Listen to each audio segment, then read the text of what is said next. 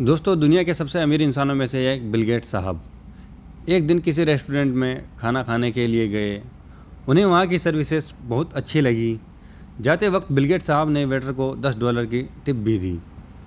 जब वो वहाँ से चलने लगे तो वो वेटर उन्हें लगातार घूरे ही जा रहा था। बिल गेट्स साहब कुछ कदम चलने के बाद वापस उस वेटर के पास आए और पूछा, तुम मुझे ऐसे देखे ही जा रहे हो, क्या हुआ? वेटर ने कहा, साहब एक बात मेरे मन में है, मैं पूछना चाहता हूँ। उन्होंने कहा कि पूछो। वेटर ने कहा कि पिछले हफ्ते आपकी बेटी आई थी, उन्होंने यहाँ की सर्विसेज देखी, खाना खाया और उसके बाद जब वो चलने लगी तो मुझे $100 की टिप भी दी थी। आज आप आए हैं, आपने सिर्फ $10 की टिप दी है। वेटर ने कहा, मुझे कुछ समझ नहीं आया, ऐसा क्यों?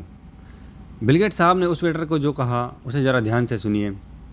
बिल गेट्स साहब ने कहा, वो एक अमीर इंसान की बेटी है, वो $100 की टिप दे सकती है, लेकिन मैं एक गरीब इंसान का बेटा हूँ और मैं अपना अतीत कभी भूलता नहीं हूँ।